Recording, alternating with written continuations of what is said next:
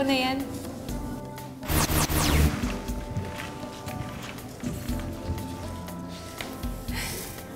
Nakita ko na yan. Dapat kayo pa lamay. Hindi kayo ng pera sa pungkas mo, no?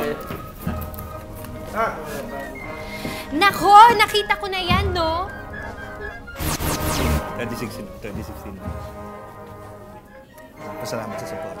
Pasalamat sa support. Nakita ko na rin yan.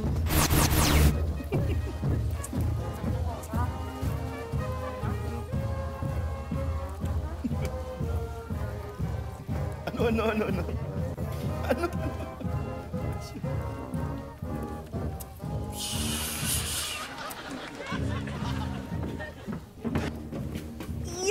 Hay nako! Tuwing eleksyon, nakikita ko yan.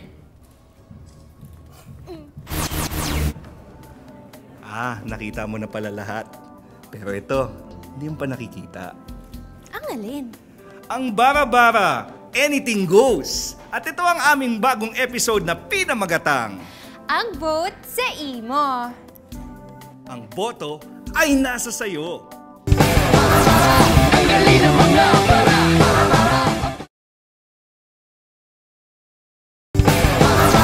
Ang galing ng mga bara.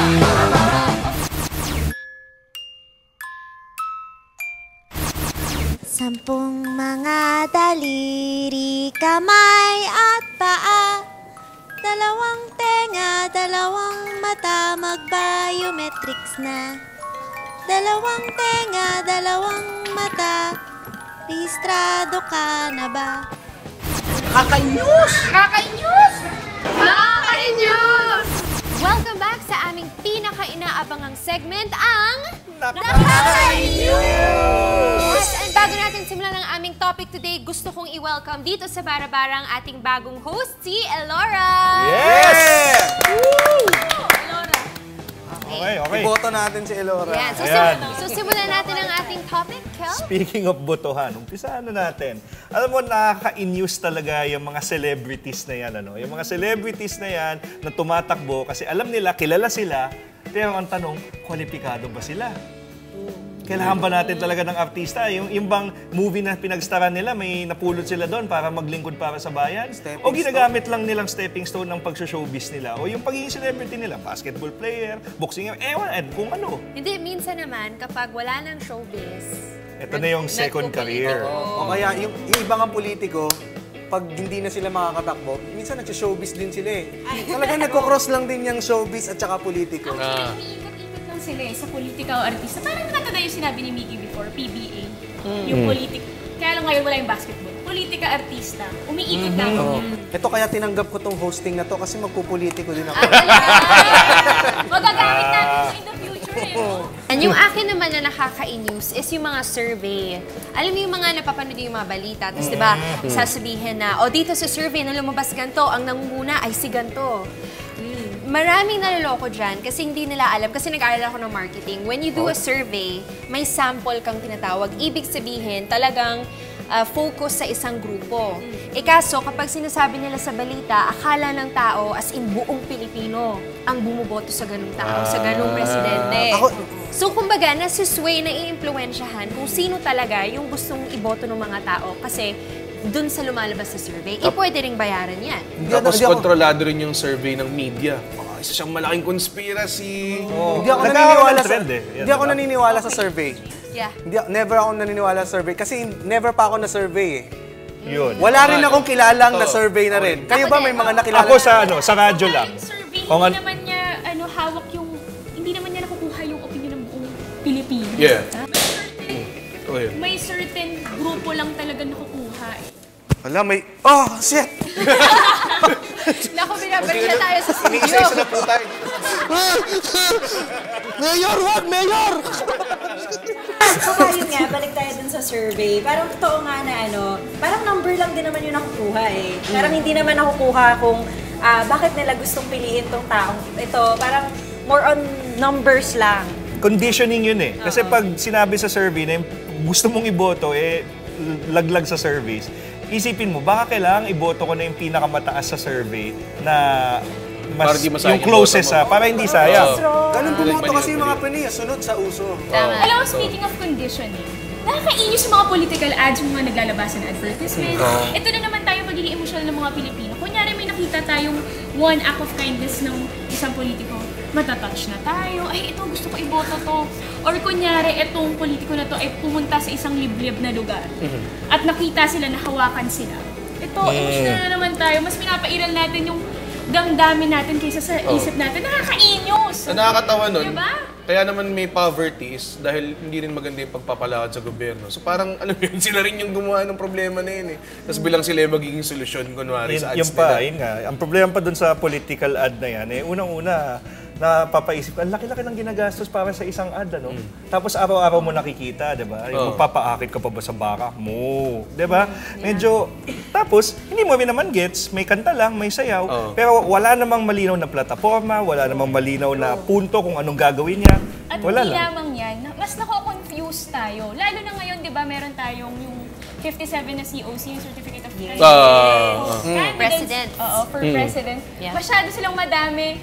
Nako, mas naguguluhan tayo ngayon. Magulo na nga yung sistema, yung pagre-rehistro sa pagboboto. Tapos sasali pa itong, ang tinatawag natin yung mga nuisance bet. Nakaka-inyus yung... Nakakainis. Speaking of yung conditioning, yung nakaka-inyus yung bago sila mag-file ng COC, yung magsisimba muna sila. Nakaka-inyus. Tapos kailangan... Nagpo-feng-shui pa sila. Hinihintay pa nila yung media. Kailangan... media, Ganun sila sa communion. Kunin niyo ako. Gagawin naman ako. Direct, ha? O, dito ka naman.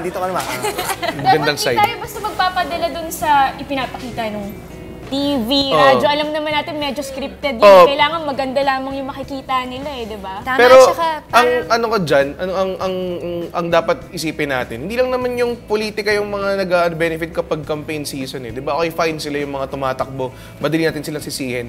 Pero malaking pera to ang campaign season sa mga tao nagpa-print ng mga campaign ads, mga tao nagsusulat ng jingle. Ako dati nagsusulat ako ng jingle.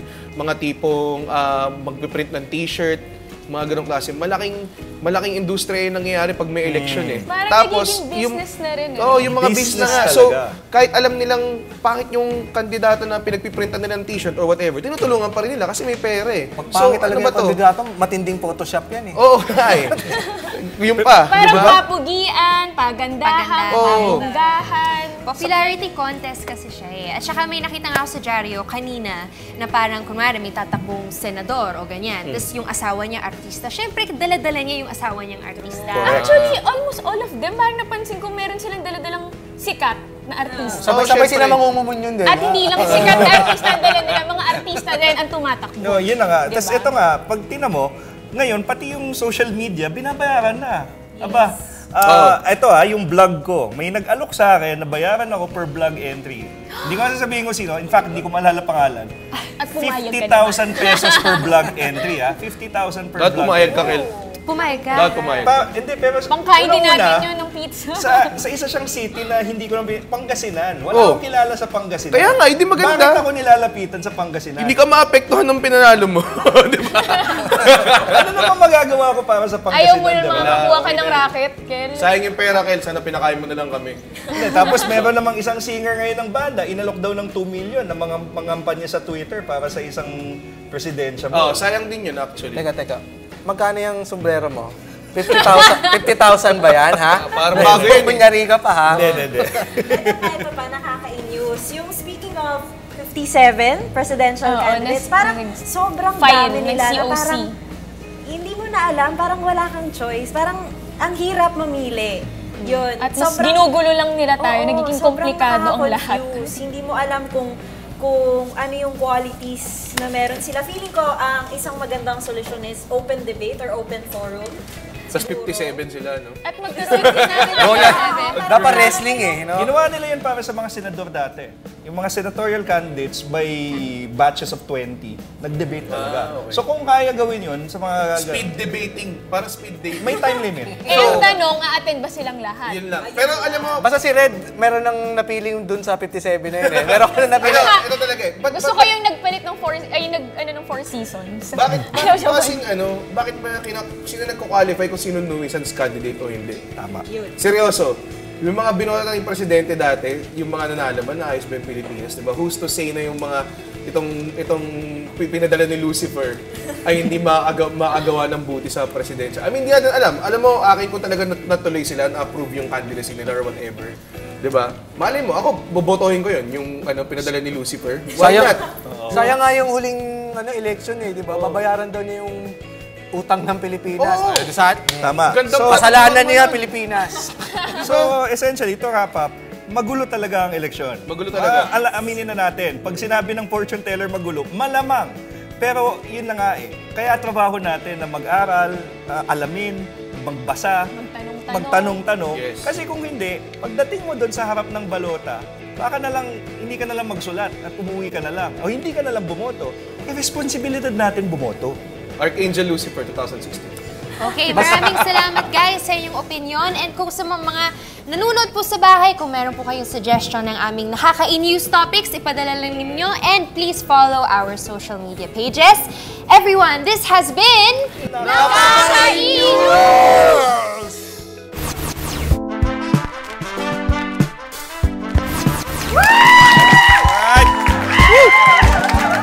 Alright. Good evening, everybody. Alright, great. Again, my name is Kel at gusto ko lang buong pakikitaan kayo ng isang simpleng bagay lang. So, tawag tayo ng dalawang volunteer na tutulong sa atin. Ang ating bagong love team ng bayan, si Anjun at si Kat.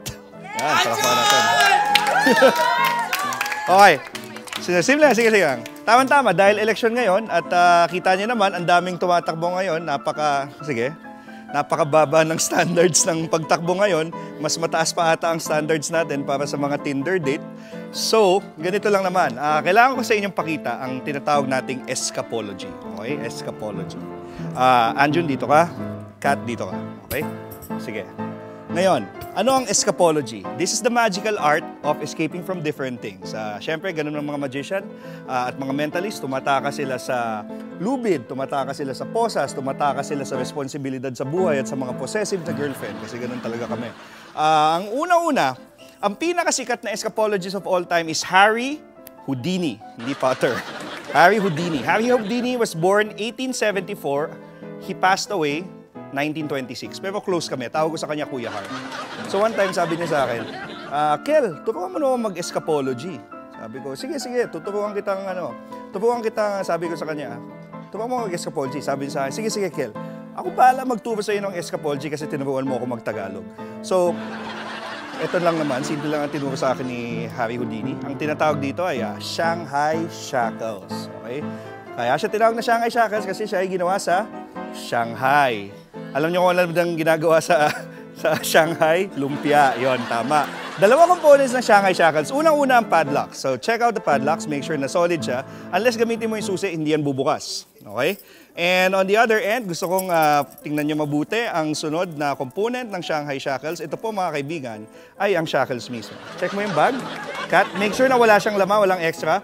Ito kasi yon. Pag chinek nyo ito mabuti, kita nyo naman may bar sa gitna. Hindi nyo pwedeng ganunin ang kamay nyo para mag-lockpick. Okay? Very close. Very Okay? So, bubuksan natin. Gamitin natin yung susi. Bubukas yung padlock. At iaabot natin sa ating butihing kasama dito, si James, yung susi.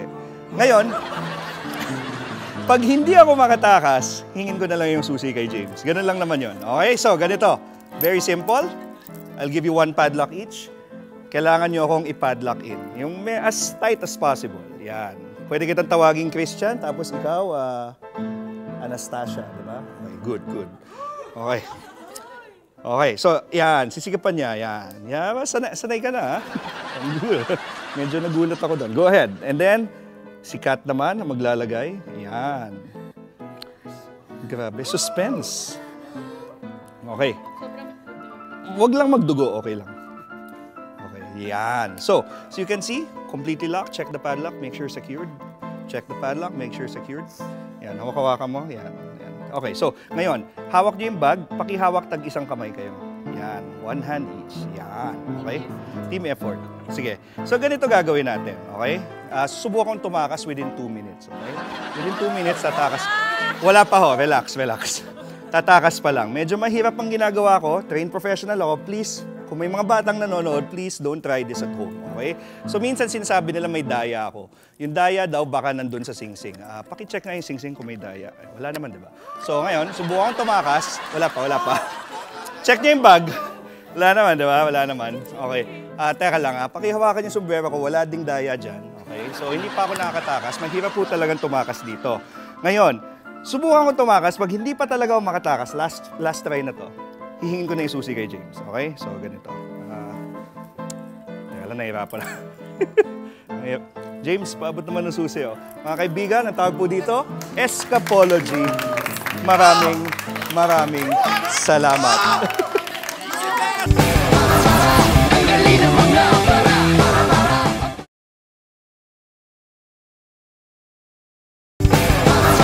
Ang galing ng mga para.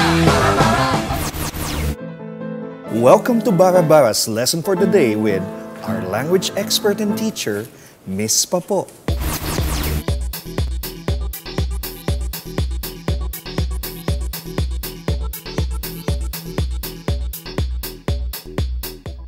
Good evening to all my students.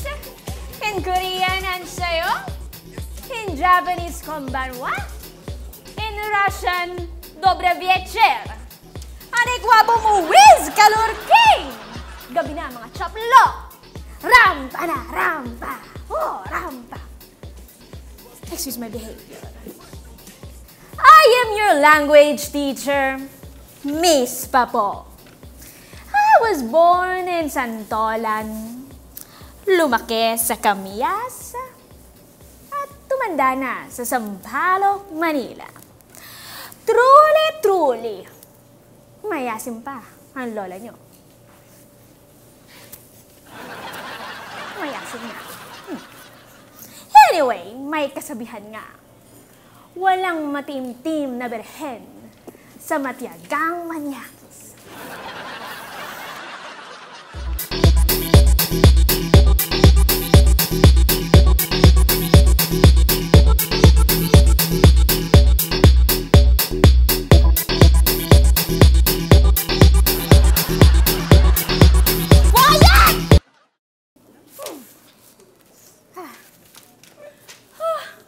Kalma. Now, our lesson for today, it's tongue twitters. We will learn the modern Filipino tongue twitters. Now, look at the paper as I gave you. Reader tongue twitter number 1. Napagod ako doon. Breathe in, breathe out. Whew. Let me give you an example.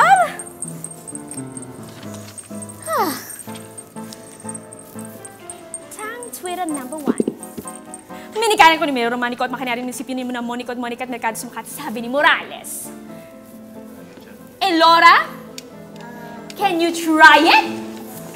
Minikano ko ni Mayor Monico at makinarya ng munisipyo ni Monica at Mercado sa Minikano ko ni Mayor Monico as...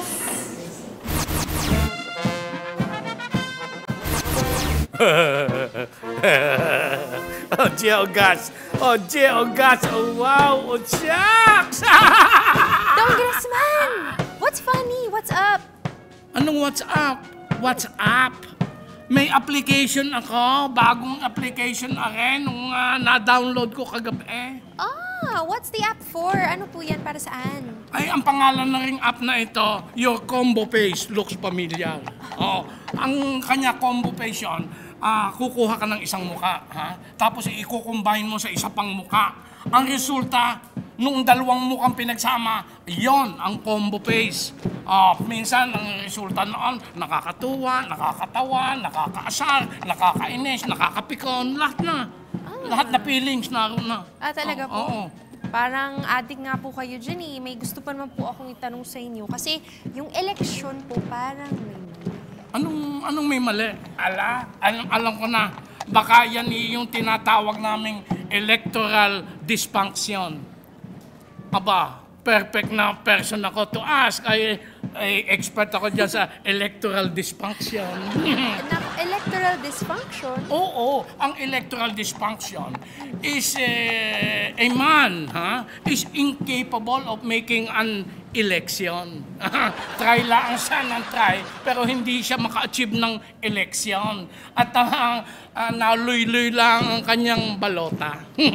At saka kailangan pa ng kalsador para ipasok lang doon sa PCOS machine yung balota niya. Yun, electoral dysfunction yun. Hey, Congressman, okay, be serious naman po tayo. I just wanted to find out yung opinion nyo about yung next elections. Kasi parang magulo tapos confusing pa sa mga tao. Ay, oo nga, natumbok mo. Sa aking expert opinion ay magulo nga. Ay talagang kanya magulo yan. Pagkakadaming kandidato for vice president eh. Oo nga, tama po. Ang dami po talagang tatakbo para maging vice-presidente. Kaya, tapos yung iba, nako, walang kapartner, walang presidente, walang sidekick.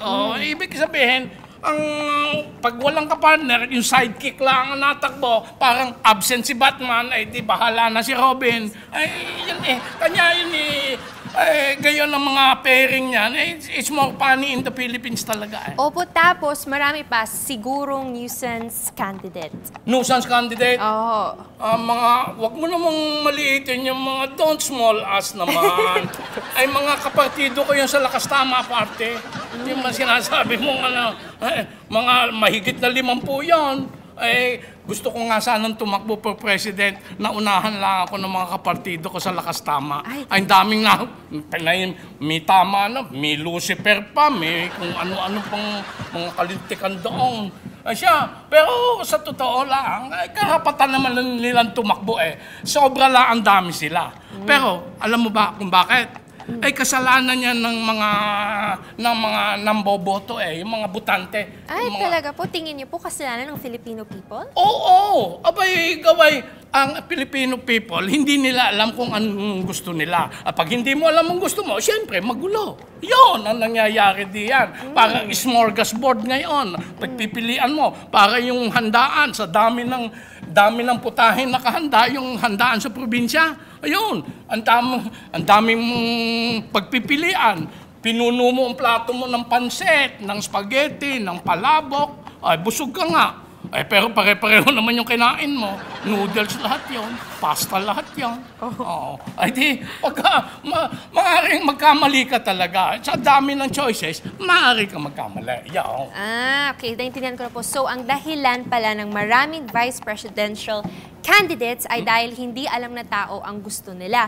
Pero bakit po ganon ang nangyayari? Ay, hindi ko nga alam. Kanya nga, gaway siguro dahil doon sa mga naunang naging vice president. Sino ba yung mga yan? Sina Lopez, si Laurel, si Estrada, si Arroyo, si De Castro, si Binay. Ibig ko sabihin, yung mga yan, kunyari vice president ang tinatakbuhan, pero talagang gusto nila maging presidente. Yan. Kanya palagay ko gaya na nangyayari, miski ngayon kanya kadami niyang vice presidential eh. Oo nga po, may punto po kayo dun. Well, less than a year na lang po bago ang election. So, dapat po ma-define natin kung sino ang gusto ng tao na maging vice-presidente. Exactly, PB. Oy, it rhymes pa. Exactly, PB. Yes. Kanya nga natumbok mo. At saka yung pagkakatumbok mo, tumbok na naman. Hakap na hakap, tumbok. Okay. At saka kanya nga, yan ang rason kung bakit ako nag-download na rin ng app na rin, yung Your Combo Face Looks Familiar. Tutulungan tayo na rin para malaman kung sino talaga ang gusto ng Pilipino maging vice-presidente. Ay siya, para matumbok natin, tayo muna umupo. Ay siya, testing. Pagkalayo mo naman. Para po makita natin yung monitor. Oo nga, tsaka abot naman kita. Okay. kung ano man ang mangyari, maaabot din kita diyan. Siya, mga tatakbong vice president, isa-isahin muna natin. Si Marcos, si Robredo, si Escudero, si Cayetano, si Trillanes, si Hunasan, at idagdag na natin ang isang dark horse, ang aming gobernador doon sa amin sa Batangas, si Governor Vilma Santos, ay baka makumbinsin tumakbo yun ng bise with or without the VIP dancers. Ay, ang dami po talaga nilang tatakbo. Oo, ang question nga, anong klaseng vice president ba ang gusto ng bayan? Yan ang question. Madalas may katangin yung isa na hinahanap natin doon sa isa na doon na naroon naman sa kandidatong gusto mo na hindi ko naman gusto. Ay sino ba talaga ang gusto ng tao? Iyon ang dito tayo magpapatulong din sa application na para malaman natin kung sino nga talaga ang combo paste looks familiar. Kasi umpisa na natin. Gusto ng tao yung special. Kung pagkain yan, yung dapat malupit ang anghang, ay sino ba naman ang kombinasyon doon sa Bicol, ng mga Oragon, ng Bicol? Ay siyempre, dalawa yan. Si Robredo at saka si Escudero. Okay. Ayan. Ito ang pagkukombine natin din sa aking app, ha? Nakakabit. Ayan. Ang resulta, ayan. Ayan! Mukha naman ata lola ni Dora. Ano ba yan? Nakikita mo na ang gusto ng tao. Lola ni Dora ang gusto na Vice President. Oh, siya, sige. Oh, yan. May sample na tayo. Hanggang na rin naman, subukan naman natin ang isa pang kandidato. Okay, si Bongbong Marcos. Pagkadaming followers niyan. Pagkadaming pa mula noon hanggang ngayon, matagal na panahon na nagdaan, malakas pa rin yan si Bongbong Marcos. Ngayon naman, i-combine natin siya sa star for all seasons na si Vilma Santos. Ayan. Ngayon, i-combine natin yan. Ang resulta, lakaw! Wala yung kilay. Korean novela ata Ano ba pagkadami na subay-subay sa Korean novela, yan. Nako, yan ang gusto ninyo maging vice-presidente. Ay, siya, oga, wow, siya, ogang na. Gano'n, okay. Ayan. Okay, susunod naman. Tapangan naman natin ang kombinasyon. Okay?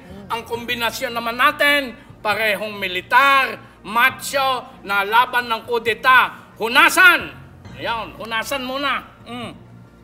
Ayan. At saka, ang kapwa niya sundalo, Trillanes. Ayan. Are, o combine natin, combo paste is... Aba! Ano ba yan? Parang kontrabida ni FPJ. Paquito Diaz ata, are, Dick Israel, combine, ano ba, are? Nakakatakot naman na rin mga are. Pero, kamukha din ni Ogag. Yung Ogag ata ito. Siya. Okay. Okay naman. Next combination. Okay. From military, itry naman natin ang intellectual. Dalawang makukonsider natin intellectual diyan, parehong senador. Una, Alan Peter Cayetano. Okay. I-combine natin yan kuli kay Bongbong Marcos. Bongbong. Ayan. Ito. Ang resulta niyan, yun. Resulta. Ang resulta. Ayun, ano ba yan? Lito Camo. Kamukha ni Lito Camo. Yan ba ang gusto ng Pinoy? Masosolve niya ang peace and order. Kantahan lang tayo ng kantahan diyan. Isuko ang armas, tumugtog ng gitara. Tayo ay mag-otso-otso. Di Lito Camo ang dating. Okay. O siya, susunod na kombinasyon. Yung kombinasyon ng mga bata. Siyempre, ang bata diyan ay si Alan Peter Cayetano at saka si Chis Escudero. Ayan. Tingnan natin ang combo paste. Ang resulta! Aray ko! Sino pa, are? Gabi Eigenman ata, are. Tumakbo ka na, Gabi Eigenman. Nako, ano nga ba? Tagilid ata ang ano yan na. Okay, number 6 na kombinasyon. Ewan ko kung ilan na yung kombinasyon. Basta, ang susunod na kombinasyon natin, reconciliation. for reconciliation. Away tayo ng away. So, i-combine natin ang dating magkatunggali. Ha? Bongbong Marcos uli yan. At saka, ang kanyang katunggali noon, Gringo Honasan. Ayan. Ngayon, magkaisa kayo. Ang resulta, yan. Nasaan ang resulta? Ito? Yan po. Yan. Nako. Ano ba ito? Sino ba ito? Parang si John Lapus ata rin. John Lapus. Sweet. Sweet. Sweet. Oh, ay siya. Yan. Yan ang mga kombinasyon natin. Yan ang mga kombinasyon na sinasabi ko sa iyo na makukuha natin din sa combo paste. Okay. Looks familiar. Ay, mihirit ako ang huli. Ano po yan? Ay, kung ang pag-combine natin ikaw at ako. Ay, talaga. May picture niyo po ako? Oo naman. Ay, siyempre. Yan. Ay, ilang beses na tayo interview Okay. Pag nag-i-interview ako, talagang kinukunan ko. Okay. Sige. Okay. Sige po. Siya. I-combine natin yung mukha ko. Ayan, ikaw na muna. Okay. At saka yung mukha ko. Ayan. Kita mo. Ngayon. Ikaw na ang pumindot kung anong kombinasyon yan. Ay, wag kang pindot ng pindot. Sabi niyo po, pindot? Oo nga, pero wag yung bigla-bigla. Okay. Guided dapat. Okay, ayan. Okay. Yun! Ang resulta?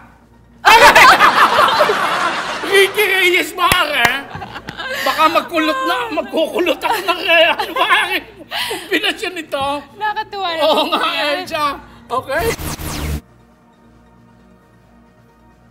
Sino ba talaga si Wesley?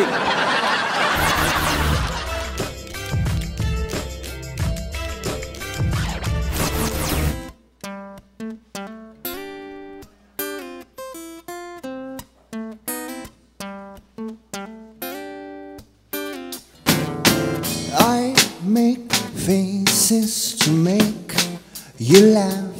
I'm your clown. Watch all you want. I talk about you. They are listening to me like winning wars, and stoned by old men. I never get used to celebrating you every day. I never get used to celebrating you every day. Been here 1 year now. Been drinking, never yawning. You know, you got a noisy crowd. Can I talk to you in private now? Can I talk to you in private now? Can I talk to you in private now? Can I talk to you in private now? Swear I know if it's time to hinge out. Swear I know if it's time to hinge away. I never get used to celebrating you every day. I never get used to celebrating you every day. No, I never get used to celebrating you every day. If you are Eve, I never get used to celebrating you every day.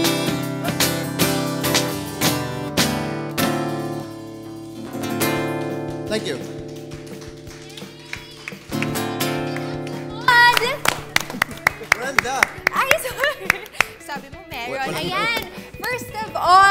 welcome to Bara Bara. Thank you so much for being here.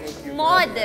Yes, Mod. Okay, so, syempre, pakilala muna kayo sa ating audience. I'm Luis Dane. Hi, Dane. Members of Mod. Mod. Okay, so, may kulang pa kayong member? Dalawa lang ba talaga kayo? 3-piece band kami. May kulang kami isang bass player, BC Architect kasi. Ayan. So, thank you so much for being here. Sigurado sisikat kayo lalo dito dahil lahat ng musical guests namin sumisikat dito lalo. Okay. I care. So, meron kayong ipopromote na album, mga gigs, ganyan? Yeah, meron kaming... Gusto mo? Ayan, si Dane. Okay, Dane. You can buy our album Pelota Court sa mga fully booked stores and sa mga Terno gigs, Terno recording gigs. And sa upcoming gigs is meron kaming gigs sa Ateneo. Meron kaming gigs sa Ateneo 17 and sa Singapore with Updharma Down sa November 7. Uy, wow. Okay, so ang mga album ninyo, lahat ba yun is original composition including the song that you just sang? Yeah, That song was called Eve. Yes. Tukol siya sa honeymoon phase. Yung first 3 months ng relationship na masipag ka pa. Ayun. Yes, very nice, very nice. Nagmo-moment ka doon, I really like it. Okay, how about your social media pages? Yeah. Twitter, mod_Manila. Instagram, ganun din. Facebook, walang _mod Manila. Mod. So that's M-A-U-D-E. Ayan, may isa pa akong balita before we close this segment. Yeah. Kayo daw ang gumawa ng Bara Bara theme song. Totoo ba yun? Opo. Uy, pwede ba humingi ng sample? Sample. Sa channel to yan Sample. Hindi nalalayo ang ratings namin doon. Okay, Okay, hawakan kong ganyan. Sige. Tutok mo na lang sa... Tapos, Bara Bara crew. Okay, alam nyo na, Bara Bara. Weirdest gig. Okay. Okay, let's do this. 1, 2, 3, go! Di pa na huwag isara. Bara bara, bara bara. Si palay huwag isara. Thank you! Yay! Ang galing ng mga para.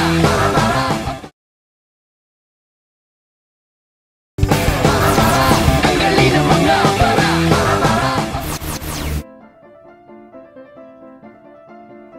Bobo ka ba? Ginawa mong karera ng kabayo ang halalan. Binoto mo ang pinaka-popular para masabing panalo ang kabayo mo. Binoto mo ang mayaman, may pangalan, makapangyarihan, ang may mga backer na negosyante, mga pamilya ng politiko, mga laos na artista, mga feeling na broadcasters. Batal ka ng kinakausap ng kumakalamong sikmura. Batal ka ng kinakalampag ng iyong konsensya. Sa susunod na halalan, sila pa rin ba ang iboboto mo? Isa kang botante, hindi bobotante. Let's continue our lesson. Now, tongue twitter number 2. Let me try. Pitong politikang pating pinilikat sa kapupolitik at pagpapawagi sa palengke at plaza pero panis na ang pinakakaplataforma. Okay ba yon? Okay. Red, try it. Gusto kong marinig ka. Okay.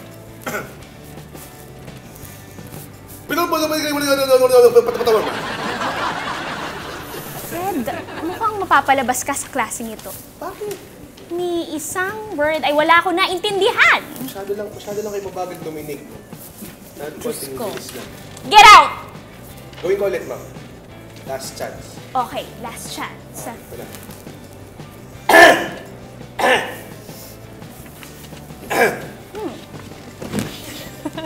Itong politiko, pating pinilikat, plataforma, tapos... Diyos ko. Pagdali na yan sa klasiko. Ang galing ng mga para.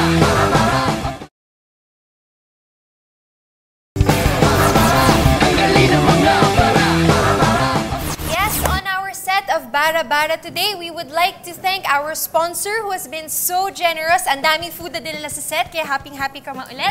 Ang Golden Beans and Grains Producers Cooperative. Now, to explain more about this cooperative, may I call in Doc Nilo, ang chairman, para i-explain more about their products and their business. Good afternoon, PB. Ang Golden Beans and Grains Producers Cooperative will be located at Sumacabsor, Cabanatuan City.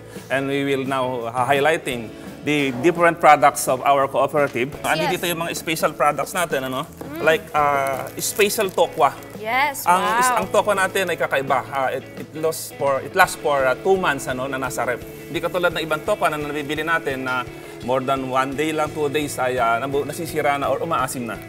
So mas long lasting. Long lasting. Tapos ito pa may soy siomai, Soy siomai, soy longganisa. Meron tayong special soy embutido. Soy embutido. Wow, ang dami po. Wow. At meron tayong puro special to. Special soy pastillas. Ay, paborito ko po to. Thank you so And much. then yung mga naman ayaw ng caffeine, ano, meron tayong soy coffee. Ay, so walang caffeine Walang free caffeine to. siya. At healthy siya at mataas ang protein content ng soybeans. Thank you very much po for being on Bara Thank you Bara. very much. So yung mga interested po sa mga products ninyo, may contact numbers po Apo, kayo? ang aming pong lugar ano, ay sa Sumakap Sur, Cabanatuan City. Ang ating pong contact numbers 0922-383-2069 and 0923-847 hanggang 8983. 83, yes. Okay, thank you very much, Thank you very Chairman much. Doc Nido, and of course to the Golden Beans and Grains Producers Cooperative. Please, wag po kayong aalis. Babalik pa tayo with more Bara Bara.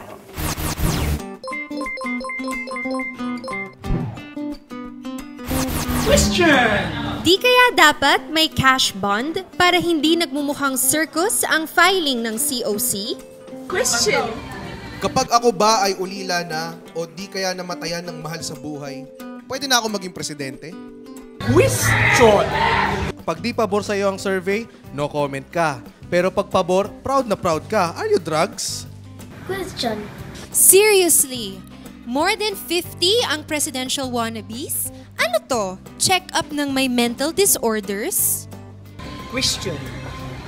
Sa dami ng Jejemon na nag-file ng COC, pwede pa kayang mag-file si Goku, si Piccolo at Naruto? Yes, at dyan naman po nagtatapos ang aming episode for tonight. Thank you so much po sa aming viewers sa YouTube and of course sa social media responses namin. Sobrang overwhelming. Thank you so much. But before that, we would like to thank our sponsors, of course, ang Golden Beans and Grains Producers Cooperative, ang Sweet and Fit Stevia. Ayan, thank you so much. And of course, yung musical guest namin kanina, ang Mod. Okay, so ako na una magbabasa from Aris Quijano. Sabi niya sa Facebook, ang kulit ni Congressman Manik Manaog. Ha ha ha. I'm gonna watch this always. Nakakabobo ng puso yung ibang palabas sa ibang channel pag ganitong oras. Peace po sa mga iba. Opinion ko lang po. Thank you so much. Hi! Hi, Aris. Okay, galing kay Here Comes Thunder! Sabi niya, hello, Bara Bara. Anything goes, ... I love your episode so far. 2 out of 2 tayo kay Here Comes Thunder. Yes! Your show is my Monday habit. Pucha, habit na kagad. Wow! Yes, thank you. Well done and hi to Phoebe Walker. Okay, kay Phoebe Walker.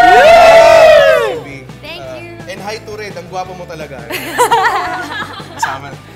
Thank you, Here Comes Thunder. And from JR Santiago naman, ang sabi niya ay, we really need more shows like Bara Bara. So proud of PTV. #critical thinking. Wow. Siyempre, proud din ako sa mga kasama ko. Ang aking gwapong-gwapo na kasama dito si Red. At siyempre, I'm so proud of myself too. How about you, Laura? Okay, from Rap Vizmanos, nabago nyo ang primetime habit ko every Monday night. Wow! Habit na agad. Ang cool panoorin, ganda ng concept, idea, topic, at messages ng show. Napapanahon, uso, makabago, wala hosts. Yay! Salamat, Pinsa Nickel. Kapatid ni Kel. Seryoso? Hindi, Bismanos. Ito. From Lou Armand. Hi, Bara Bara. Can you discuss good manners and right conduct daw? So, pwedeng pag-usapan in the future. And to Miss CJ, isa siyang medyo mahaba yung usapan namin. Sa Twitter, maraming salamat for following me. And for watching Bara Bara and caring enough to give us your constructive criticism. Sabi niya na sana tuloy-tuloy yung paglalim ng usapan kasi alam niyang ayaw nating gulatin ng viewers natin. Yung mga hate na nakukuha ko sa Twitter. Ano ba yun? Constructive criticism ba yun? Ito constructive talaga eh. So Missy J, salamat and she says thank you and best of luck to the show. Buti pa si Kel. Ito, third episode na, wala pa rin nagpa-follow sa akin. Pinalo kita, James. Pinalo mo. Oo, yan yung kapatid mo, ipa-follow ka. Sige, ito, meron pa. Sensation. Ito yung episode natin last week eh. Sensationalism simply puts the food on the table of every media personality company. Great episode, guys. Ito yung mula kay Oscar Garcia Jr. Siya po ay aking office mate. Ano ba yan? At pinsan niya Mabati ka lang, Sir Oscar, ha? Okay. Uy, Ito, guys. teka lang, meron pa si Sir Al. Meron din kayong Twitter. Anong Twitter nyo? Kuhol. Bebeni. Kuhol? Bebeni. Ano yun? Bebeni? Hindi, ano yun? Saudi yun eh. Kuhol, mi maybe. Kuhol, mi maybe. Nirambol ko lang eh. Rumble sensitive po ang Twitter names. At syempre po sa lahat ng social media websites namin, please follow po ninyo and keep sending us your messages. Nakakataba ng puso. Yeah. Ano daw? Nakakataba. Follow nyo rin ako.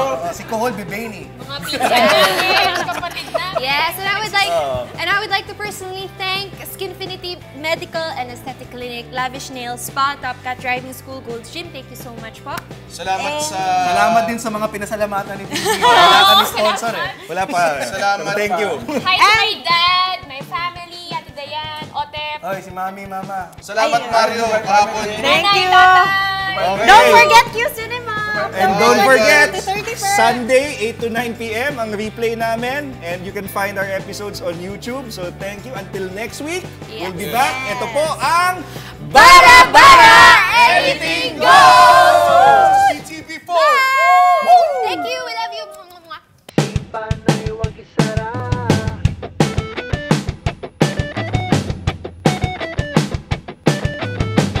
Bara-bara. Hello? Sunjoy Men's Underwear? Hello? Yes, buhay pa kayo. Okay. May bago kaming show. Bara-bara yung title. Baka gusto nyo mag-sponsor ng mga TV show host, mga damit. Bara-bara yung title. Sa PTV4. Hello? Hello?